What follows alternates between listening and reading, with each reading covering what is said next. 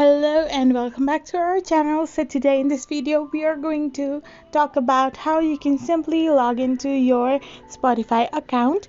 So without wasting further of our time, let's get straight into our video. So if you're using an iOS mobile, you need to go and search for your Spotify app on your device. So once you get Spotify, all you need to do is press on the login button and write the email address that you had used to create a Spotify account previously.